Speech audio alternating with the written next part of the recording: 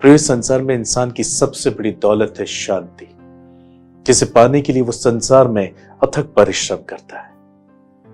मगर बाइबल कहती है कि संसार में हमें किसी भी प्रकार की शांति नहीं मिलती।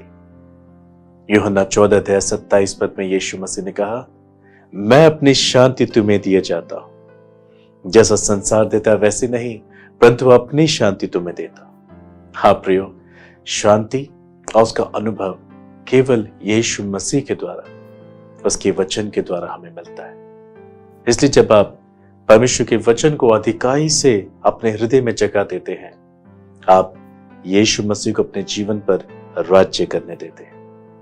और जब यीशु मसीह आपके जीवन पर राज्य करते हैं, तब वो आपके जीवन के हर एक क्षेत्र में अपनी महान शांति को बहाते हैं।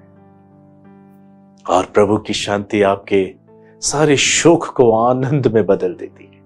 प्रिय, हो सकता है आज आप दुख और आंसू से होके जा रहे हो, आज आप निराश हैं, परेशान हैं, और आप ये कहकर रो रहे हैं, कौन मेरी सहायता करेगा? मैं अपनी इस तकलीफ से, अपनी इस पीड़ा से, अपनी इस कमजोरी से कब आजाद होगा? बाइबल कहती है यीशु के वचन को पढ़ने के द्वारा आप आजाद हो सकते हैं।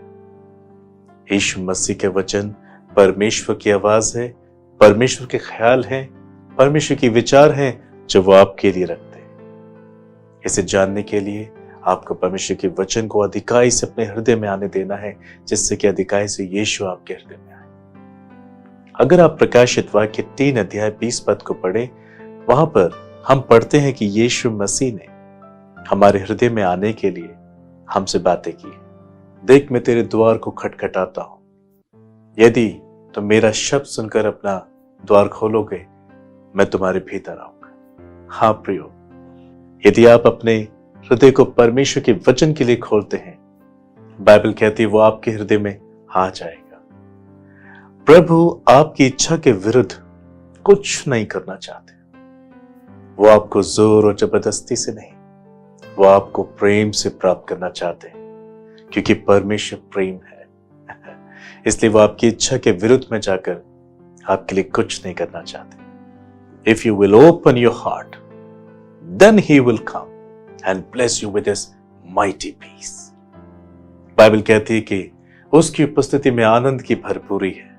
हाँ प्रियो, जब आप परमेश्वर के वचन को अपने हृदय में अधिकाई से बसने देते हैं, परमेश्वर आप पर राज्य करता है। और परमेश्वर की उपस्थिति में जो आनंद और शांति है, वो आपके जीवन में देता है। आप आशीषित हो जाते हैं, आपकी आंखों के आंसू वो पोंछ डालता है और आपके सारे शोक को आनंद में बदल देता है।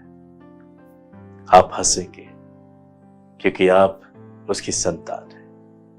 वो आपके दुखों को जानता है, वो आपकी पीड़ा को जानता है, वो आपके कलेश को जानता है, और इसलिए उसने क्रूस पर आपके लिए, मेरे लिए जान दी।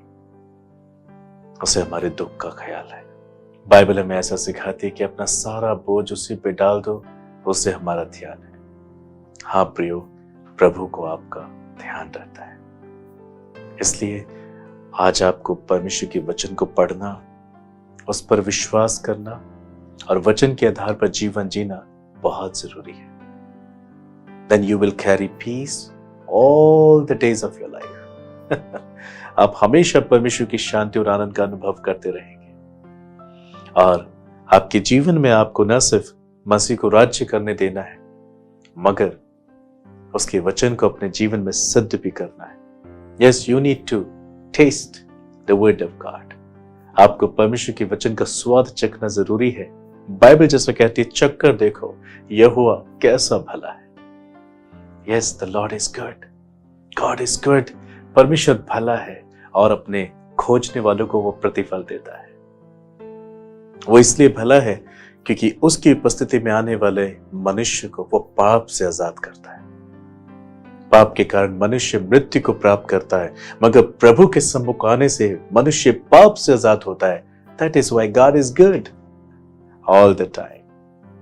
परमेश्वर उसके जीवन से पाप के स्वभाव को, पाप की इच्छा को, पाप की लालसा को दूर कर देता है। उसे एक नई सृष्टि बनाता है और अपने पुत्र के द्वारा उसको अनंत जीवन देता है।